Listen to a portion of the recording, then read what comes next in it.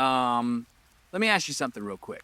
You ever notice how the people who say they want to be extraordinary are doing exactly what everybody else is doing? Exactly what everybody else is doing? They're reading the same books, following the same gurus, posting the same quotes on their Instagram, and then wondering why they're getting the same results as everyone else.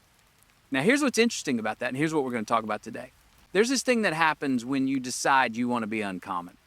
Most people think it means you got to do more, work harder, hustle longer, grind till you drop.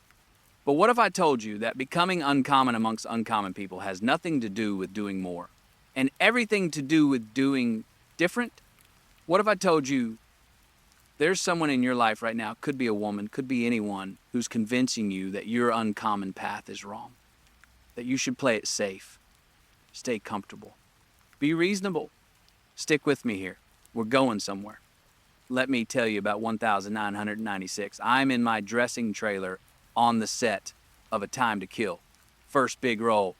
I'm playing a lawyer, which is funny because my dad wanted me to be a lawyer, and here I am playing one instead of being one. And I got this girlfriend at the time, smart woman, beautiful. She's got her life figured out, working at a marketing firm, climbing that corporate ladder, making good money, safe money. And one night we're having dinner, and I'm telling her about this opportunity. There's this weird indie film, no money, director I've never heard of. It's a stoner comedy, completely different from what I'm doing. It's called Dazed and Confused, and they want me to play this guy who just hangs around high school kids saying weird philosophical stuff while he's high. And she looks at me across that table and she says, "Matthew, baby, you're a serious actor now. Why would you do something like that? It could damage your career. It's beneath you. You need to focus on getting more roles like the lawyer. That's your brand. Your brand." And here's the thing, she wasn't wrong from where she was sitting. From a conventional standpoint, from a play it safe standpoint, from a do what everyone else in Hollywood is doing standpoint, she was absolutely right. But I did the film anyway. And you know what? That character became iconic. All right. Wasn't even in the script. I made it up on the day. And it became something that followed me for the rest of my life in the best possible way. But here's what's interesting.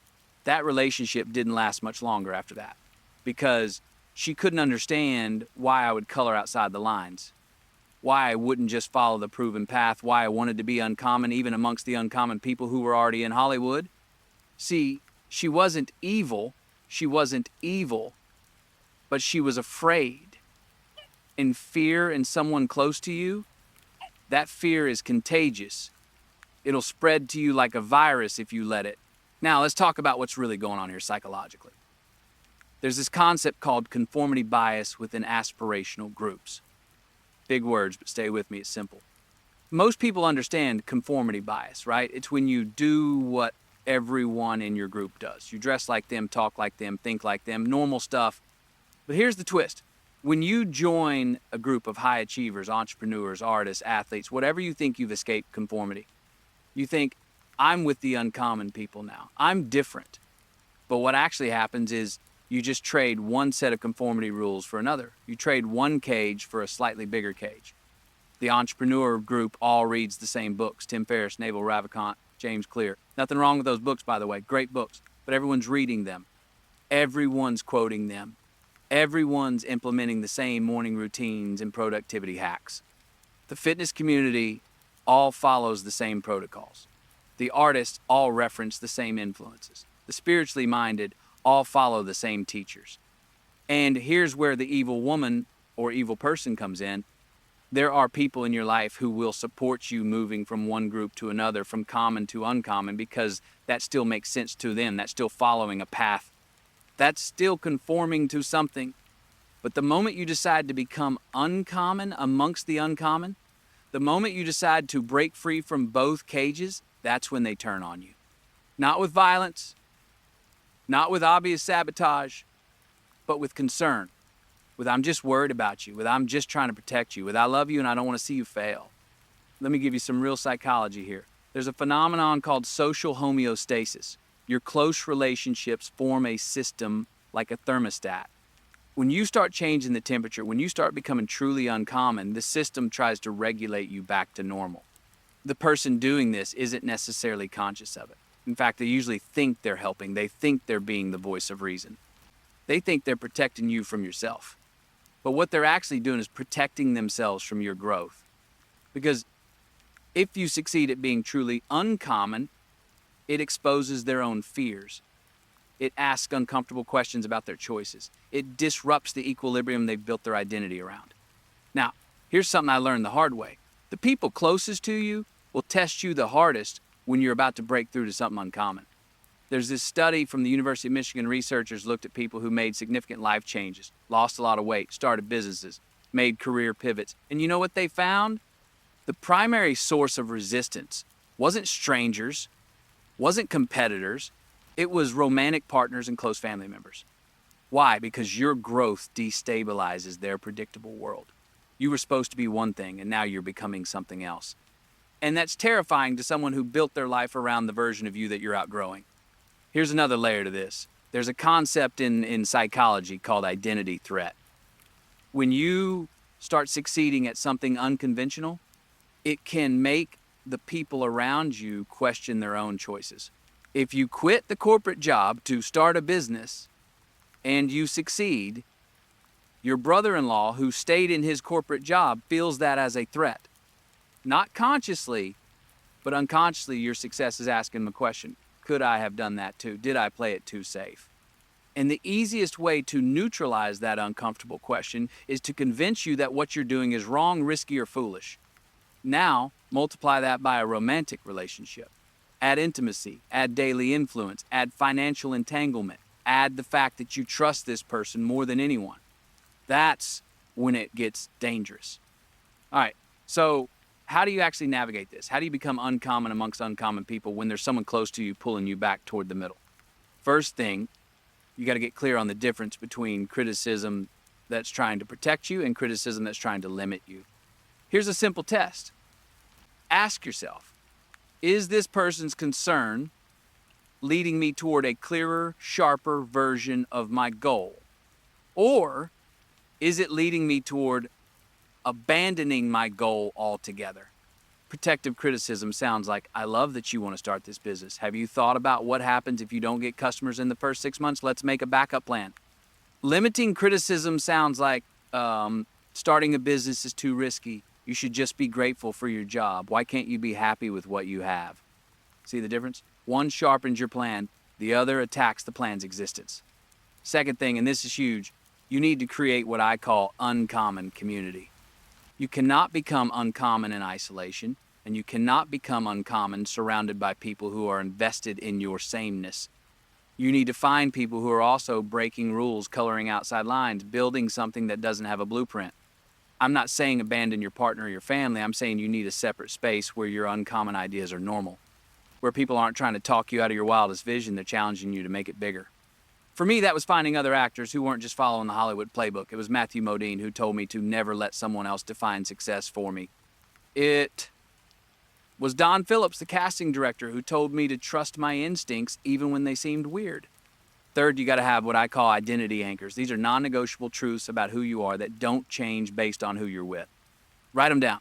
I'm serious. Write down 3 to 5 statements about yourself that are true regardless of what anyone else thinks. For me, one of them is, I am an artist who serves the story, not the market. That's non-negotiable. Anyone who can't accept that isn't compatible with the life I'm building. What are yours? Write them down tonight. Put them somewhere you'll see them every day. Fourth thing, you got to watch for the patterns. An evil woman or evil person in your life will have patterns. They'll consistently minimize your victories. That's great. But magnify your setbacks. See, I told you this was risky.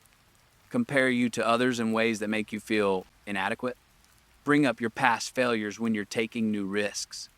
Question your judgment right before big decisions. Withdraw affection or support when you're most vulnerable. If you're seeing 3 or more of these patterns consistently, you're not dealing with someone who's concerned. You're dealing with someone who's committed to keeping you small. You need to practice what I call selective sharing. Not everything you're building needs to be shared with everyone in your life. If you've got someone close to you who consistently responds to your dreams with doubt, stop sharing your dreams with them, at least until those dreams become realities. This isn't dishonesty. This is protecting your uncommon vision during its most vulnerable stage. A seedling doesn't grow faster when you keep digging it up to check on it. Sixth, and this is the hardest one, you might need to choose between the relationship and the uncommon path. I know that's heavy, but it's true. Some people will not be able to come with you on the journey to uncommon, and you'll have to decide, do I make myself smaller to keep this person comfortable? Or do I keep growing and trust that the right people will be able to grow with me? I can't answer that for you, but I can tell you this. Every time I made myself smaller to keep someone comfortable, I regretted it. Every time I chose growth over comfort, even when it cost me a relationship, I eventually found something better on the other side. Look, I know this is hard to hear. I know some of you are thinking about someone specific right now, someone you love, someone who's been there for you, and you're wondering if they're the evil woman or evil person I'm talking about. And maybe they're not. Maybe they're just scared. Maybe they're just expressing concern. Maybe they'll come around. But here's what I need you to understand.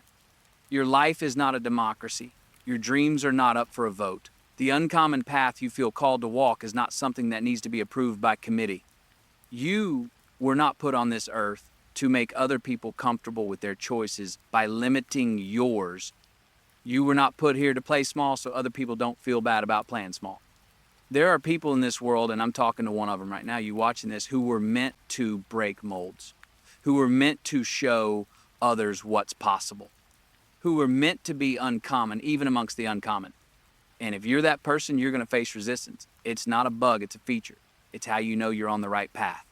The comfortable path has cheerleaders, the uncommon path has critics, and the path to being uncommon amongst the uncommon, that path is lonely. At first.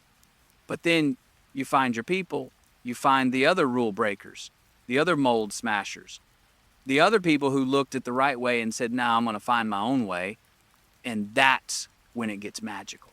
That's when you realize that the person who couldn't support your uncommon journey, they were never your person. They were the person for the old you, the smaller you, the version of you that was willing to settle for being uncommon enough but not too uncommon. And that's okay. You can love them. You can thank them for what they taught you. You can wish them well. But you cannot shrink yourself to fit into their comfort zone. Not anymore. So here's what I want you to do in the next 24 hours. I want you to identify one dream you've been holding back on because someone close to you has doubts about it. Just one. Could be big, could be small, doesn't matter. And I want you to take one action toward that dream. Not to prove anything to them, to prove something to yourself, to prove that their doubt doesn't control your decisions. Maybe it's making a phone call, maybe it's doing research, maybe it's just writing down the full vision without centering yourself. Just one action in the next 24 hours. And then I want you to notice, how does that person respond? Do they celebrate that action? Do they ask curious questions? Or do they immediately throw water on it? Because that response will tell you everything you need to know about whether they can come with you on the journey to uncommon. Now, in our next conversation, we're going to talk about something even harder. Why comfort is killing your potential and how to embrace struggle in a world that's designed to keep you comfortable. Because here's the thing, even if you get rid of the toxic influences in your life, even if you surround yourself with supportive people, you've still got one enemy left, your own addiction to comfort, and that might be the most dangerous enemy of all. But we'll get into that next time. For now, take that one action, prove to yourself that you're not controlled by someone else's fear. All right. Let's get uncommon